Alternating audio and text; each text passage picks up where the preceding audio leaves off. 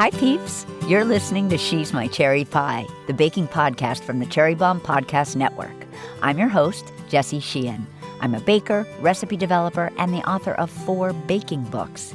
Each Saturday, I'm hanging out with the sweetest bakers around and taking a deep dive into their signature bakes.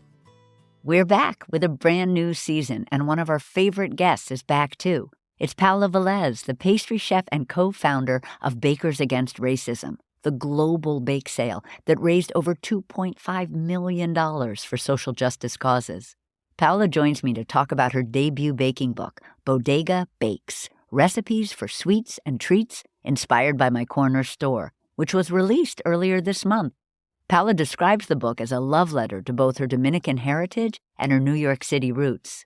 During our chat, Paola tells me about her childhood spent in the Bronx with frequent visits to both her local bodega and the Stella D'oro factory, her favorite treats she bought on her visits, and the TV show that inspired her pecan plantain sticky buns. Then she walks me through her recipe for the buns, which she has become quite known for. I loved chatting with Paola again, so stay tuned for our conversation. If you'd like to follow along, you can find today's recipe at cherrybomb.com. Today's episode is presented by King Arthur Baking Company. Okay, peeps, you know I'm all about easy peasy baking, right? That's why I'm absolutely loving King Arthur's brand new bread mix kits. If you're looking to whip up delicious fresh bread in just 1 hour, King Arthur Baking's new line of bread mix kits has you covered. You can have focaccia, flatbread, pull-apart garlic bread, or pretzel bites on the table without any fuss in no time, because everything you need, including the yeast, is right in the box. These mixes will definitely have a place in my pantry this season and beyond. Visit kingarthurbaking.com to save 10% on these mixes with code BREAD. This episode is presented by Kerrygold. Let's talk for a minute about butter, which is truly one of life's simple pleasures. Beautiful butters like those from Kerrygold are as good as gold to me and all the butter lovers in my life. Kerrygold butter is the most special of them all. It's made with milk from Irish grass-fed cows and has a rich flavor and creamy texture, thanks to its naturally higher butterfat percentage. This also gives Kerrygold butter that beautiful natural golden yellow color we all know and love. Think about how many simple, delicious moments involve butter. Making grilled cheese for a loved one. I can hear the butter sizzling in the pan right now. Can't you? Slathering butter on an amazing scone or banana bread that you spent your Saturday morning baking? Even just passing butter around a lively table when you get together with friends and family for a meal. There's a whole world of Kerrygold butters for you to discover and enjoy. Learn more at kerrygold.usa.com. I have big news for you. My new cookbook, Salty, Cheesy, Herby, Crispy, Snackable Bakes, is now available. This is my first savory baking book, and I'm so excited to share it with all of you. It features 100 easy-peasy baking recipes for breakfast, lunch, dinner, and of course, snacking. From sage butter scones to smash burger hand pies and tomato za'atar galette. You'll also find 6 of my essential savory baking hacks, including how to make my magic melted butter pie dough and the quickest and easiest caramelized onions. My cookbook tour is underway, and tickets are on sale right now at cherrybomb.com. Thanks to everyone who joined me in New York, San Francisco, and Chicago. I'll be in Boston on Wednesday, October 23rd, and I hope to see you there. Thank you to Kerrygold and King Arthur Baking Company for supporting my tour. You can click the link in the show notes of this episode to order the book or pick up a copy at your favorite local bookstore.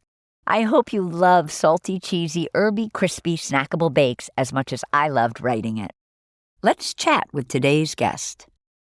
Paola, so excited to have you on She's My Cherry Pie again and to talk plantain sticky buns with you and so much more. Thank you for having me.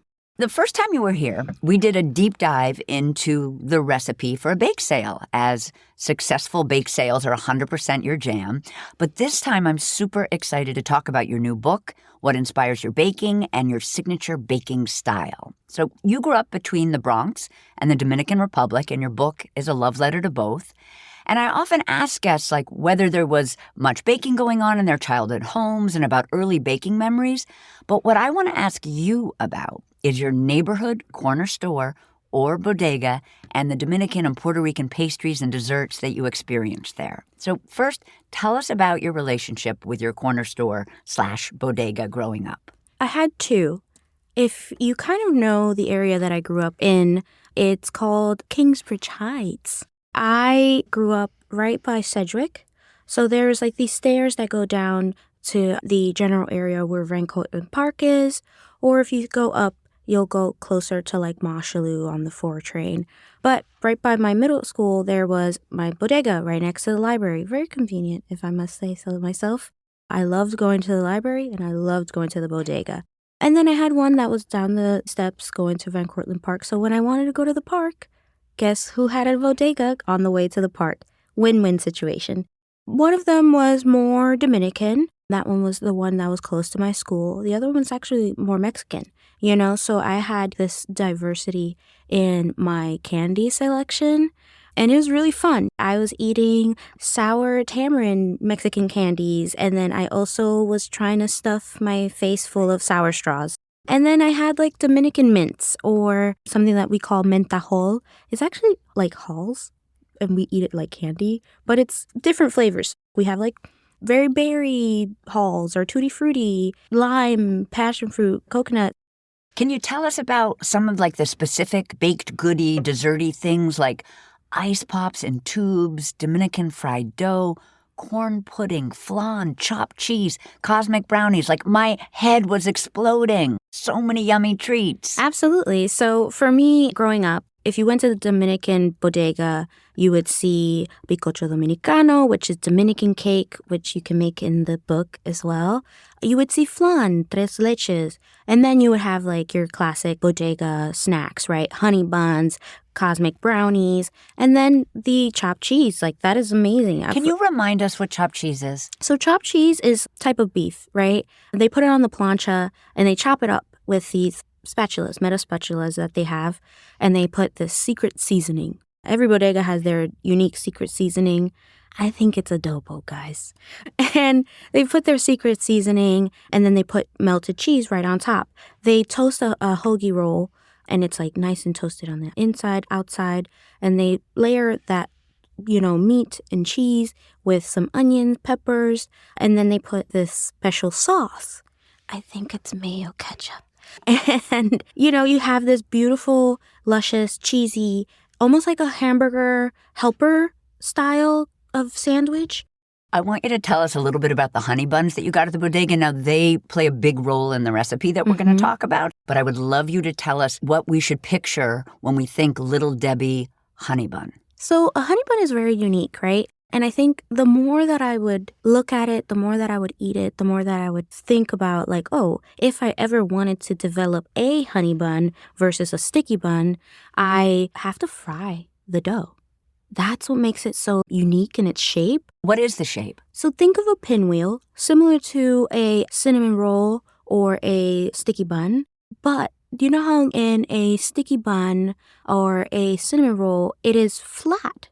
The dough itself is actually flat and it stays circular. But I guess you would call it like tubular. A honey bun in its shape, when you look at it, it fries up in a pinwheel shape, but it is curved on top. When people try to make honey buns, they're always like, why is it not honey bunning?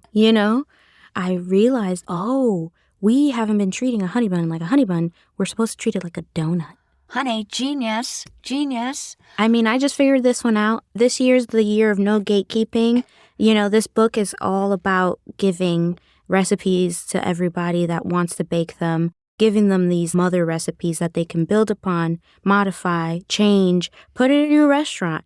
And I think you've said that in terms of flavor with a honey bun, we should picture something kind of sticky, slightly sweet. And I love this. You say it's just an all-round awesome creation. I love that. Let's take a quick break and we'll be right back. Today's episode is presented by California prunes, the best kind of prunes out there. I am a big fan of California prunes for 2 reasons. They're a great addition to your pantry, when it comes to smart snacking and baking. You probably already know that prunes are good for your gut. You might even know that prunes are also good for your bone health. But what you really need to know is that prunes are absolutely delicious in both sweet and savory dishes. But don't just take it from me. Here's what some of the country's top culinary experts have to say. Chef Bronwyn Wyatt of Bayou St. Cake says, prunes have an earthy, winey richness that pairs beautifully with the tart, fresh flavor of berries. Chef Kat Turner from Highly Likely in LA says, they are an incredibly versatile ingredient that strike a great balance between sweet and savory. They are incredibly sensual. Ana Castro from Akamaya in New Orleans says, prunes have a sultriness to them. They are very rich and like velvet. I like to use prune puree in my baked goods to give them great flavor and also to replace some of the sugar, eggs, or fat in the recipe. It's super easy to whip up. Just blend prunes and water together and voila! For recipe ideas and more, be sure to check out the California Prunes website at californiaprunes.org. Happy baking and happy snacking. This episode is presented by Ghirardelli, making life a bite better. I'm so happy that cozy baking season is in full swing. You know I'm all about easy peasy baking. So for all my professional bakers and pastry chefs out there listening right now, I want to make sure you've heard about Ghirardelli Premium Coating Wafers. Peeps, do you have cookies or pretzels that need to be dipped or luscious fruit that needs to be enrobed? I love that word. Treats that could use a drizzle of something or a little dressing up for the holidays? Then you need to check out Ghirardelli Premium Coating Wafers. The best part? Ghirardelli now offers them in resealable 5-pound bags. While traditional chocolate can be temperamental, get it? Ghirardelli coating wafers require no tempering. You can just melt and dip. How easy is that?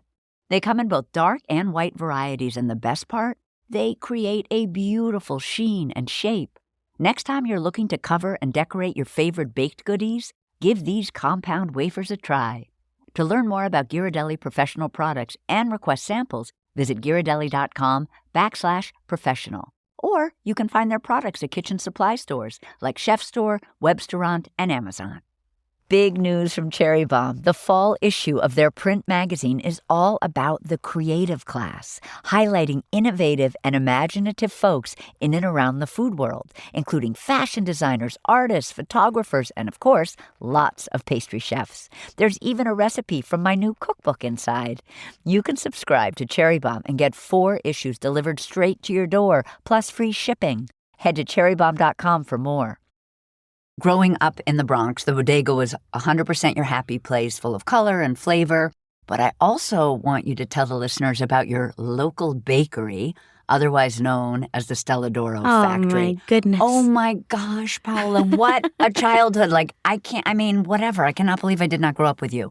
But tell me about this factory and tell me about eating fresh ladyfingers. I can't even imagine. Yeah, so by Van Cortlandt Park, near 231st and 240th, around there was this giant factory called Stella D'oro. And everybody knows Stella D'oro, but nobody realized that they were baking it fresh in the Bronx, New York City. When you saw the packaged goods, maybe that same week, it was fresh out of the oven, and they had this light where they would let the community know, come and buy these freshly baked goods. Maybe they were like the rejects of the pile. I don't know. It tasted amazing. So can you imagine? Rainbow cookies. We had the Italian butter cookies. And then my favorite, the ladyfingers. It was just so light and airy, and it was perfect. Sometimes it would be even warm. Should I picture them already packaged? Or no. Oh my It's like gosh. a bakery. So it would be like in a white bag. They put whatever you want in, and if you ordered enough, they gave you a cake box. Sometimes we think when we see things in the grocery store that they're not made. It's like in a process facility made by unidentified. But no, it was Dominican immigrants at the Stella D'oro factory. Now they're in Jersey. So not to say that they're not close, to the tri-state area. But I was very privileged to be able to get out of my elementary school, walk home with my mom, and smell the Stella D'oro factory wafting through the air. it was a tremendous loss to that community, to not have the factory there. But of course, everything comes to an end, and rents are high, and I get it. Your mom was trained as a biochemist in the Dominican Republic, although when she came here, that was not what she did anymore. And she actually worked in, I think it was her cousins, right? Marianne's. But she had some ambivalence about you entering the food industry. She actually wanted you to be an engineer and was worrying about you struggling financially. Was there a lot of tension between you and your mom? Or she kind of made clear what she wanted from you, but was going to bless whatever you chose? When I became a teenager, she really changed everything about how she approached me. I will say now that I'm older and 30, right? Well, 30-something. The older that I get, the more that I'm understanding what it's like to be a 30-year-old and all of a sudden you have a baby and you have to figure out how to be American with this baby and then teach the baby how to be American. It's like a nightmare. You're just like, I want to go home. I have so much sympathy now for my mom and how she was just figuring out how to be an adult, how to navigate America, this world with a child. So once I started coming into my own as a person, teenage years, maybe I was a little rambunctious, rebellious, I was emo. She was just kind of like, dude, I'm here for you. We became besties. We were attached at the hip. We still are. Luckily, my husband really likes her and she loves my husband, maybe more than me. But when it came time for me to leave the house, I decided to leave the house actually right at 18. And it wasn't easy because I was really scared. I was really nervous to take such a big leap without, my bestie. I couldn't bring her back to New York with me because she's married and she has a house. She has a life, But she was nervous that I wouldn't be treated fairly in the industry, especially, 2008, 2009. The industry wasn't what it is today. And also, you have to remember, I was a teenager and I sound like a baby still. I look like a baby still. So you could even imagine what I looked like and sound like back then. I was very trusting of people. I wanted to help people at all times. And she's just like, they're going to eat you alive. And I don't want you to go through that. Because she grew up in that. Once she came to the U.S., she was in the restaurant industry. My family owned 9 restaurants in Manhattan and a few others in Portchester and Connecticut. It's not that she didn't know what the restaurant industry was all about. If anything, she had a crash course in it. So she was just like, I don't want my baby to go there. I totally get that. But despite that, you went to the Cordon Bleu, which is amazing.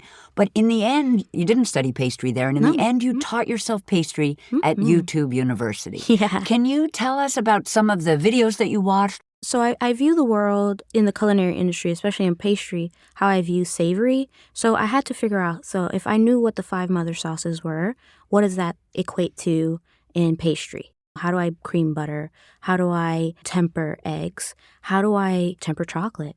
Oh, shudder. All of these things, that's what I would prompt the YouTube algorithm. I would ask it, how do I do this? And I treated YouTube as an SEO search engine way before we even knew what SEO was, right?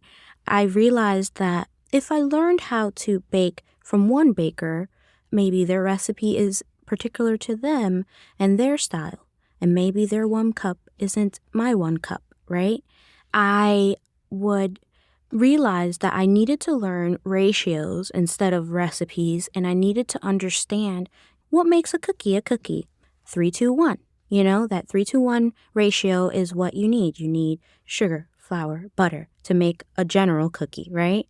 Then if you want to add eggs, you want to add leavening agents, and you want to add flavor. That stuff you can play around with, but you need to have the structure of what makes a cake, what makes a cookie, what makes leavened bread a leavened bread.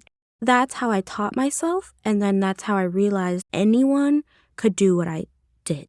And I use a lot of that, ushering people into thinking outside of the box, thinking for themselves, yes, I'm giving you the recipe, but I'm giving you way more than that.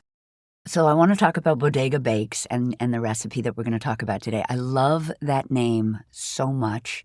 And I also just a quick shout out to your ingredient lists in the beginning of the book and what's in Paola's pantry. I love that you're okay with lemon extract because so am I. Yeah. And I also love that you're okay with imitation vanilla. Oh, yeah. Because so am I for nostalgia, etc. The recipe we're going to talk about is your plantain sticky bun. Yes. There are pecans in it. And it's kind of your signature. This recipe has the greatest origin story. Can you share how this recipe came to be with, including your mom and Guy Fieri and hello, hello? I always, especially that year, I would ask people, what did they like to eat? What are their favorite pastries? And then I would ask them for another like side memory, So I'm like, what's your favorite pastry? And what did you eat growing up in school?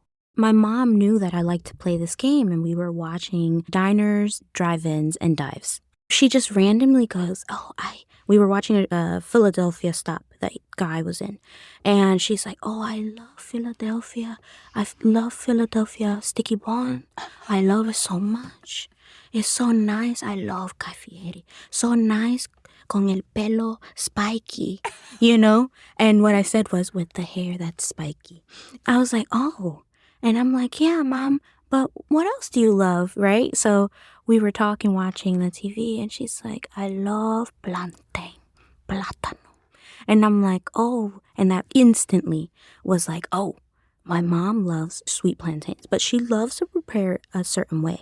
So she likes to take the sweet plantain right when it's like at the cusp of going into like the peel being completely dark. And that's when it's at its sweetest. The starch in the plantain have broken down. The enzymes in the plantains from the sugar, it makes it like really soft and gooey. She cuts it open. She preheats the oven to 400 degrees. She sprinkles a little bit of brown sugar and a little bit of cinnamon. She just bakes it and then she eats it. And that's her dessert. She just loves it.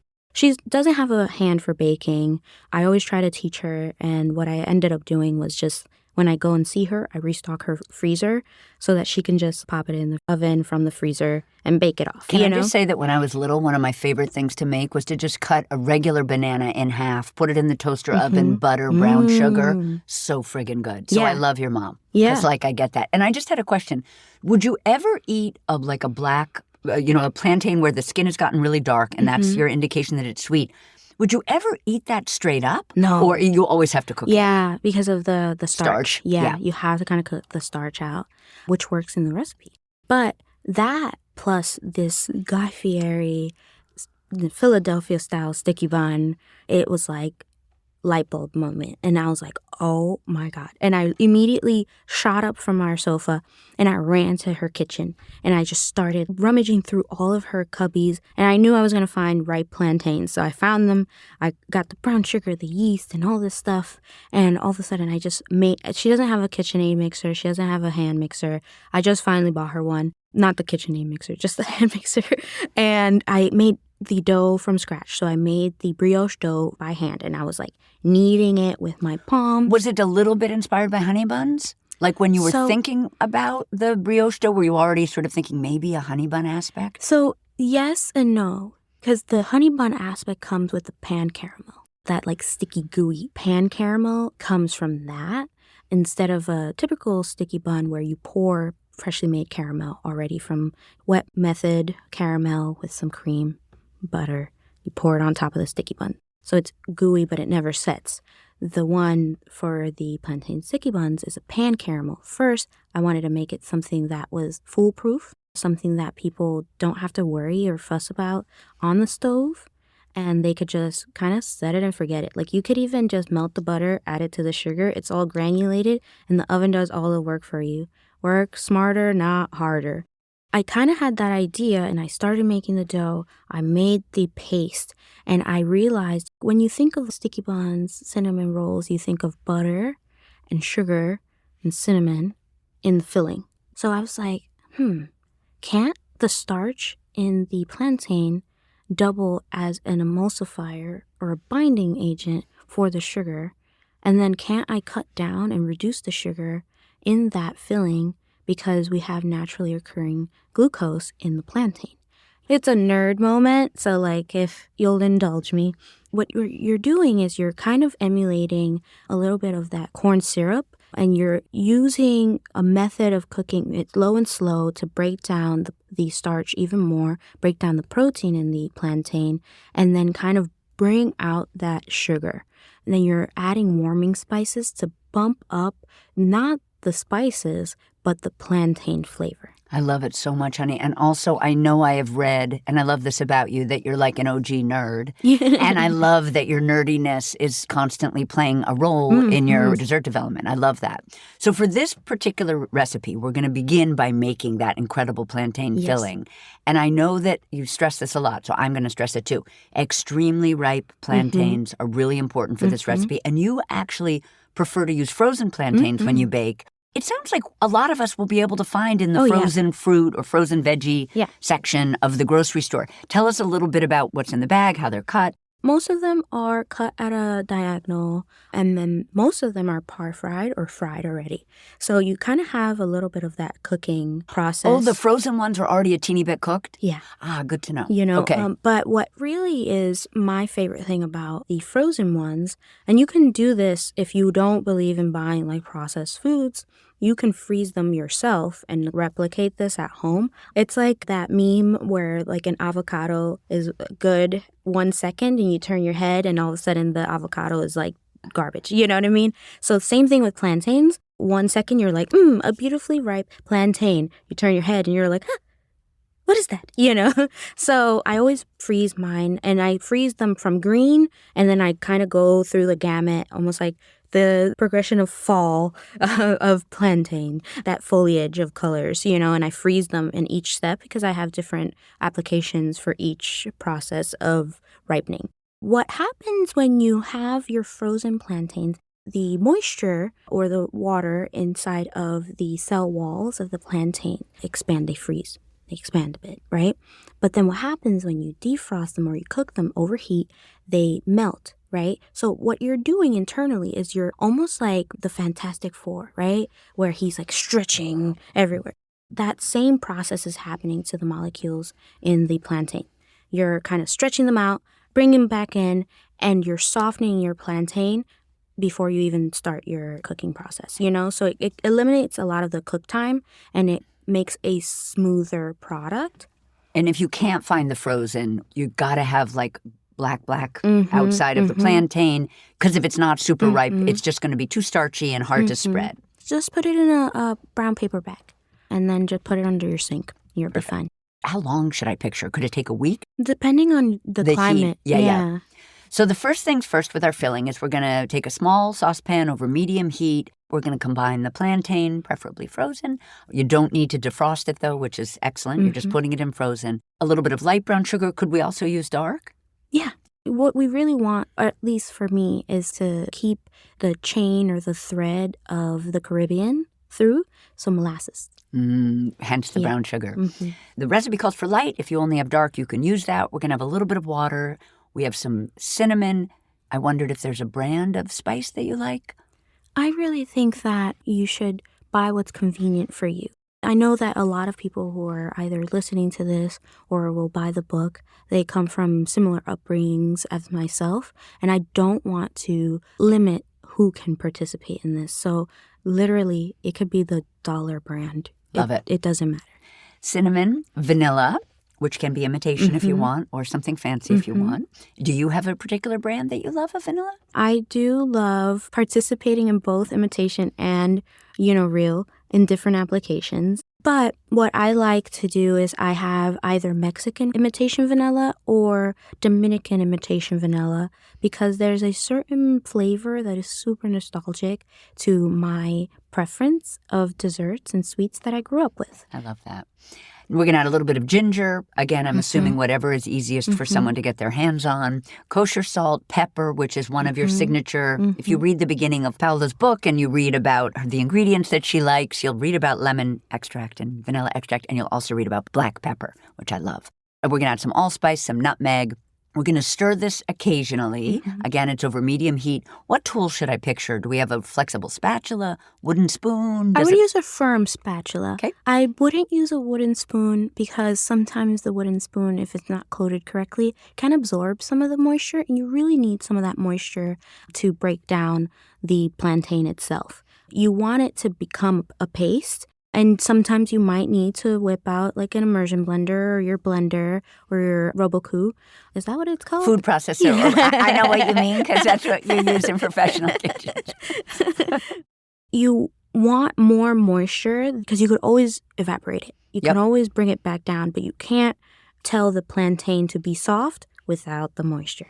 So we're going to stir with a not very flexible spatula until the plantain softens, the liquid starts to thicken, mixture's very tender, 8 to 10 minutes. Then we're going to transfer that mixture to a blender or food processor or Robocoo if you're in the know, and blend until smooth, about 30 seconds. Next, we're going to make our dough in the bowl of a stand mixer fitted with our dough hook. On low speed, we're going to stir together some warmed whole milk, granulated sugar, active dry yeast. Does instant work? Some of us love, myself included, love instant yeast. Yes. And you can even use this recipe, give or take a couple of grams of flour with sourdough discard. It's so easy and so flexible. So this is what I would call one of my mother recipes. This recipe will teach you how to make the base of your laminated doughs. It will teach you how to make your rhumbaba. Really, you can even just make hamburger buns from it. So once you learn and master how to look and feel and touch this dough, you'll be able to do so much more. So now we're going to turn off the mixer and sort of let the yeast come alive. Let it stand till it's frothy, 5 to 10 minutes. Then we're going to add some all-purpose flour. And I have a question, which is why not bread flour? But now I think I know the answer. Is it because you want it to be accessible and not everyone can find bread flour? Yes. I also will say that it'll make a tougher dough. Bread flour has more protein in it. Bread flour, while it's good for certain applications, it's not good for everything. But I will say that I develop most, if not all, of my recipes to have all-purpose flour. Regular, run-of-the-mill flour that you can find wherever. Because, I want people to be able to just wake up one day and what if you just have all-purpose flour? You can make anything in this Do you have a brand of all-purpose that you like? King Arthur. It's convenient. I like it. I also like what they stand for. I like the product itself. It tastes good. So we're going to add our flour. Very important to add the flour before we add our kosher salt, which we're about to add, because the salt after the all-purpose can harm that yeast that just woke up. The yeast is so sleepy. It's not going to be like, it's not going to want that salt on top of it. It kind of kills it off, actually. It neutralizes it. So then your dough doesn't get as fluffy, as airy, and then you're going to have a compact, dense. Such a great tip. We're going to mix all this, the all-purpose flour and the salt, into our wet mixture on medium-low speed. We're going to mix until the flour is mostly incorporated, about 1 minute. We're going to stop and scrape our bowl as needed. What tool? Are you using like a flexible bench scraper to scrape your bowl? Your spatula? Yeah, I think if you have like a firm spatula, it doesn't have to be a fancy spatula, just a firm spatula that does not buckle when you apply pressure to it, that's fine. I get gifted a lot of stuff, so I have a million bench scrapers, a million bowl scrapers, a million spatulas.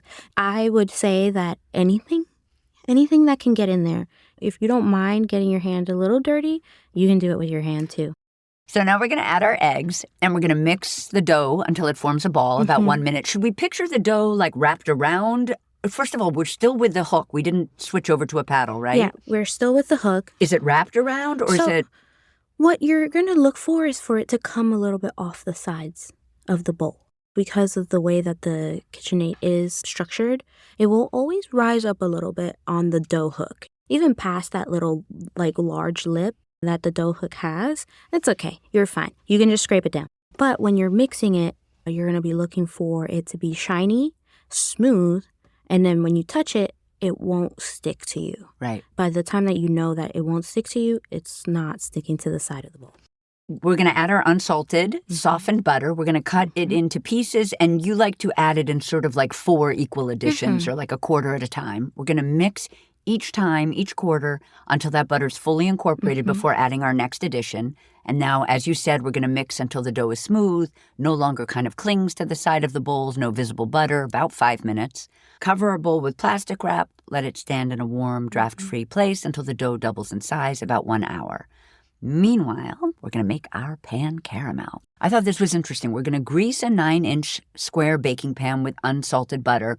I'm so used to seeing round. Why not a round pan? I think that the corners are the best part of any dessert. I try to think of things that, like if you make lasagna at home or if you make casseroles or, you know what I mean? Like everybody makes that kind of stuff, right? So I think not everybody will have a round, unless if you're a baker, like a dedicated baker. So you could even go to your bodega and buy a aluminum disposable square. And I think everybody can find that. I love that. So we're going to grease that pan with unsalted butter. So we're kind of prepping our pan in a medium saucepan over medium heat. We're going to cook some unsalted butter, some light brown sugar, some corn syrup, kosher salt, nutmeg, cinnamon, and vanilla. And remind us why we want the corn syrup here. What is the corn syrup going to do? The corn syrup is a emulsifier that can prevent crystallization in the sugar. So sugar plus heat doesn't always equal caramel. Sugar plus heat sometimes equals our worst enemy, the ops, if I may, sugar crystals. So we have to always work in tandem to whatever our heating source, our pot, etc., almost like coddling the sugar, being like, my sweet baby, please don't produce sugar crystals. I don't have enough time or money to do this over. So that's why the corn syrup is there. I would recommend for any caramel, for any sorbet, for anything that involves cooking sugar, add a little drop of corn syrup and it might solve all your problems. I love it. So now we're going to stir this mixture occasionally, again with sort of a hard spatula, would that be our tool, until the butter melts, about 2 minutes, but the sugar should not be fully melted yet. How come? Because we want to make sure that the sugar doesn't go past a certain temperature. So again, sugar is always going to react the same way during the caramelization process. Depending on the stage of the cooking of sugar, if you already go past that 200 degree, etc., you'll start going into the world of coloring your caramel. You have light amber, dark amber, burnt, etc., right? So when we're baking our sticky bun, we want to make sure that we're not already starting with a leg in the mud.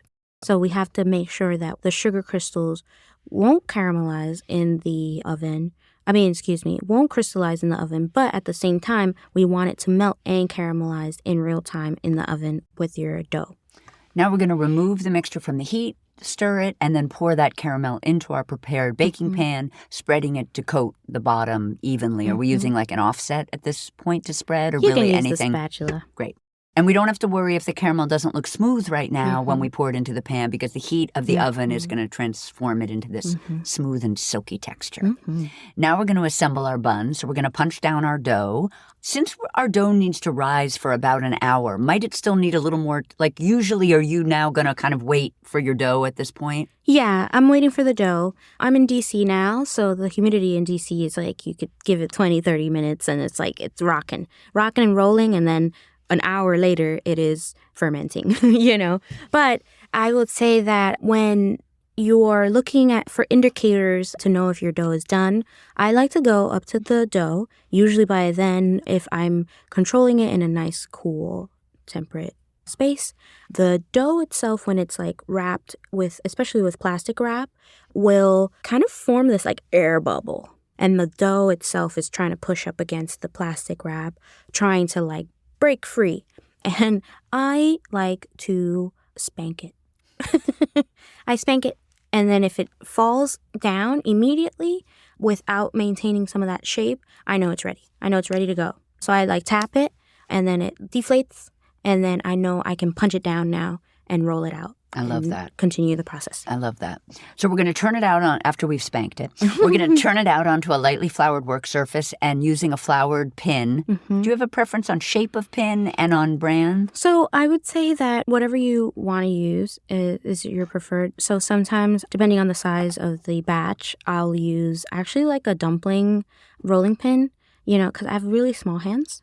Describe a dumpling rolling pin for those of us that don't know. I would say it's like a foot long and then maybe like an inch in its circumference. And it's straight, right? There's not tapered ends. It's not tapered ends. It's straight. And usually you use it to, make a really thin dumpling dough. I love to use it because I have complete dominance over it. I can maneuver it. I can tell the dough where to go, how to go, when to go. And usually with bigger rolling pins, like if it's a marble rolling pin, it's too heavy and you might have uneven spreading or rolling. But also I feel like it brings me close enough to the dough that I can touch it and I can feel and I can sense when it's like 1/8 of an inch, 1/16 if it's a 1/4. you can touch the dough and know between your fingers. And I thought this was interesting. We're going to roll it out to a 10-inch square. I feel like so frequently when I'm making sticky buns or cinnamon rolls, I'm looking for a rectangle. How come you like a square? Because I'm controlling the width of the actual bun itself. So when you roll it, if you have a rectangle, you don't start from the shortest end in. And if you did, you'd have monster, mega buns, right? So I'm trying to get almost like even rolling. I don't want to have small pieces at the end tapered. I want it all to be very similar in size because it's only 9. Yeah. So I have to kind of give you like the directions precisely because you don't have any room to make 8 or... I think that's so smart. So in other words, the square produces more uniform sized buns than the rectangle. And it also gives you that consistent pinwheel shape. So they're uniform in rising, they're uniform in baking, and then they're uniform when you eat it. So now we're going to use an offset spatula, or I love this tip, just the back of a spoon, to spread the plantain filling over the dough all the way to the edges. Then we're going to sprinkle evenly with chopped pecans. Is it better if we toast the pecans? Do you like to toast them? Does it matter? It doesn't really matter. I would say I wouldn't use very large pieces. While the dough itself is a fortified dough, it's a really rich dough, which is why I'm suggesting that you could use the back of a spoon because it won't rip. It won't break apart. It's like very elastic, very fortified. What I want is not big, chunky pieces because it'll rip through the dough when you're trying to portion your sticky buns. They're fairly finely chopped, and we are sprinkling evenly with those pecans. So there aren't pecans in the sauce. They're pecans in the buns. Yes, but Love. I would say that if you have any extra, like let's say if you were overzealous with chopping your pecans and you're like, what do I do? It really bakes, like nuts for nuts. So this pan caramel, when it's baked with nuts, turns into like that nuts for nuts. The caramel encases the nut in the sticky bun itself. It's really great. Yum, so, yum. I mean, try it if you have time. So we're going to roll up the dough to form a log and fairly tightly because we want all of those layers. Yeah. And then we're going to cut crosswise into 9 even slices. Question on that. Do you like to cut with a serrated knife, a gentle sawing motion, Yes. dental floss? I don't use dental floss, not because I think it's wrong or anything. I just don't. I'm really confident in my serrated knife skills. I will say that I do a gentle saw with a serrated knife. But if you don't have a serrated knife or if you only have dental floss or a kitchen knife, use whatever you got. I don't know if I mentioned it in the book or if it made the cut, but when you're rolling, to get a tight, even roll, I would suggest starting at your edge closest to you. And what you're going to do is you're going to fold and press your dough onto itself in maybe a centimeter. You're going to fold and press, and you're going to keep pressing and folding and pressing, folding and pressing, folding and pressing until your dough rolls up to the point that you can rock it. And then you go. I love that. That's a great tip. That is something at times tricky because you don't want those swirls or the curls to be huge. You want them to be tight. Yeah. So that's really helpful, that press. Tiny centimeter press. Tiny until you can. I love that. Yeah. We're going to arrange the slices cut side up in the prepared baking pan. It's totally okay if it's touching. Cover with a clean kitchen towel. Let rise in a warm spot until they double in size, about 20 minutes. We're preheating to 350.